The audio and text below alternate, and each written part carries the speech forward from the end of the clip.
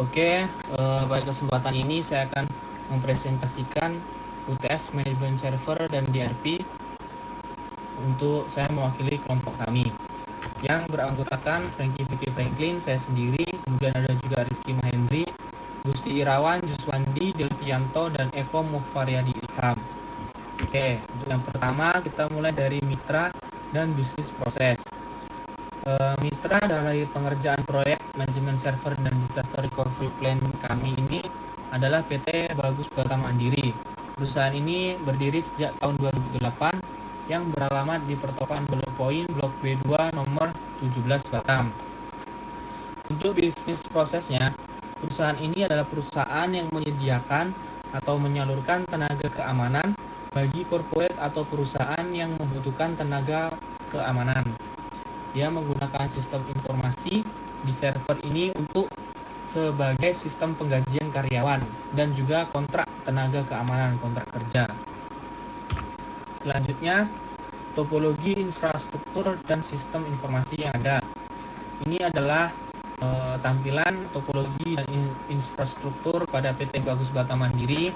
Ada dua lantai, lantai 1 dan lantai 2. Lantai 1 ada ruang direktur dan ruang admin.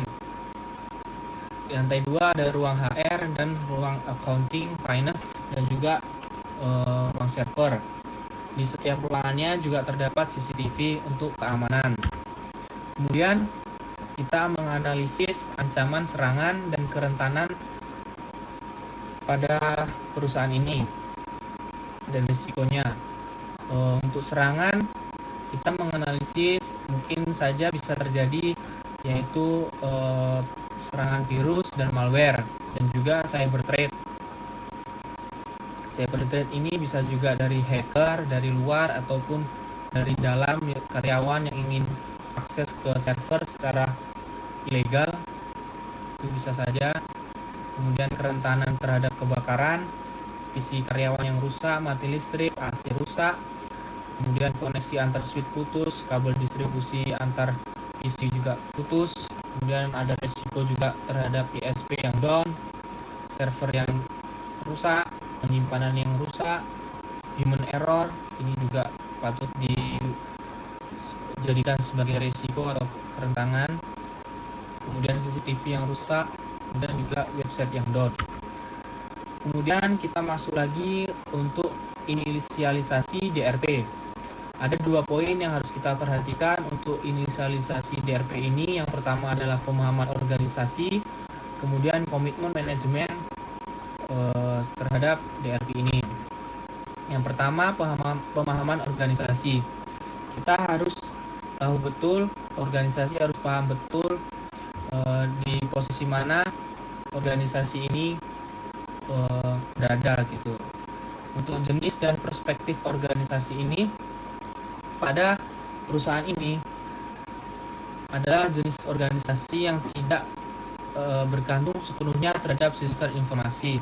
Karena jika sistem informasi atau servernya lagi sedang bermasalah, tidak sepenuhnya mengganggu bisnis plan bisnis impact pada perusahaan ini, karena sistem informasinya masih dalam tahap pengembangan. Kemudian corporate officer contoh saja dalam sistem informasi kontrak kerja kontrak kerja. Di sini ada corporate officer HR dan finance yang saling bergabung untuk yang bertanggung jawab terhadap proses aliran datanya. Jadi saling bertanggung jawab karena dalam sebuah sistem informasi ada 2 corporate officer yang saling bertanggung jawab. Kemudian budaya organisasi.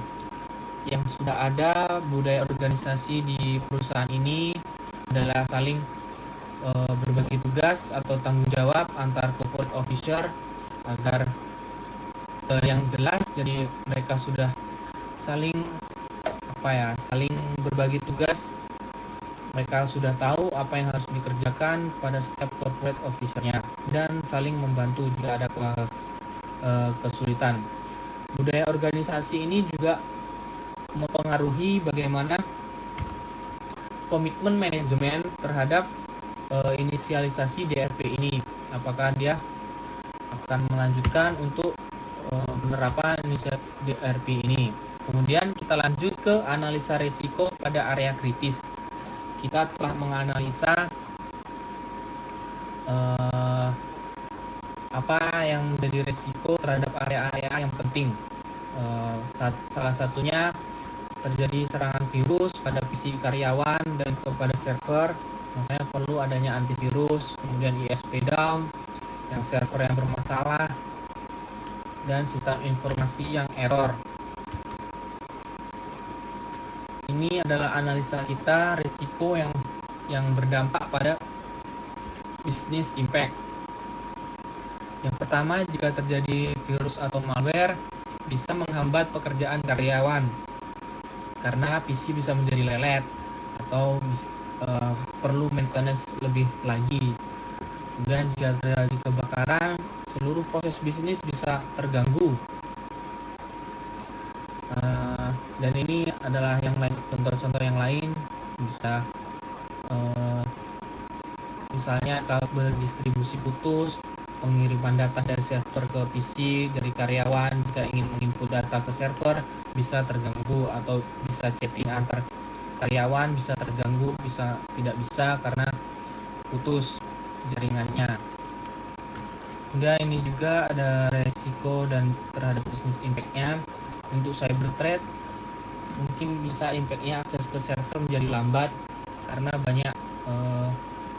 terlalu banyak traffic pada server sehingga bisa terganggu, kita nggak bisa, jadi servernya bisa down gitu kan. Kemudian jika ISP down, menghambat proses bisnis.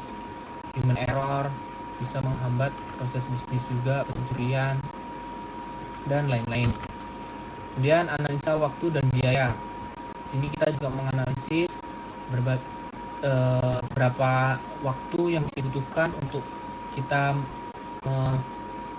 menyelesaikan sebuah permasalahan atau kerentanan terhadap sistem informasi di PT Bagus Bata Mandiri ini, dan juga biayanya. Ini bisa kita lihat jika terjadi kebakaran, ini mungkin bisa menghabiskan banyak biaya karena server bisa rusak karena kita masih menggunakan server yang masih menggunakan server fisik gitu ya. Makanya dibutuhkan untuk backup data.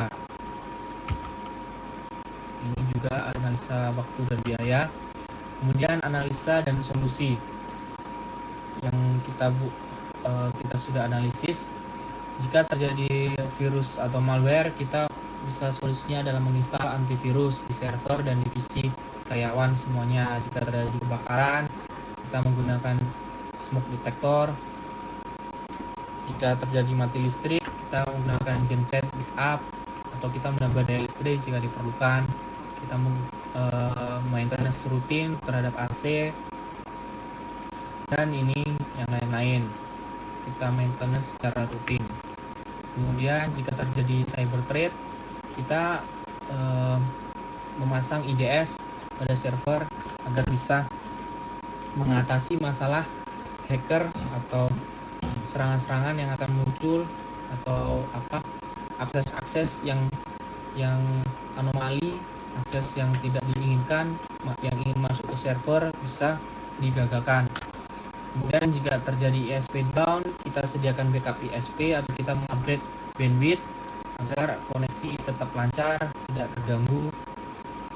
Jika terjadi kebakaran atau yang lain-lain, jika terjadi bencana terhadap server dan ke storage-nya, kita backup server ini ke cloud agar jika terjadi hal-hal yang tidak diinginkan itu kita bisa cepat untuk menarik datanya. Kemudian human error, kita menggunakan warning system. Ini human error juga sangat penting. Kita bisa menggunakan polisi keamanan jaringan agar semua apa yang dikerjakan oleh karyawan dapat sesuai, gitu, supaya tidak lebih meminimalisir terhadap human error ini. Kemudian jika terjadi pencurian dan lain-lain, jika website down, kita juga bisa menghapus cache, DNS. Oke, mungkin sekian saja yang bisa saya presentasikan di UTS ini. Kurang lebihnya saya mohon maaf dan terima kasih.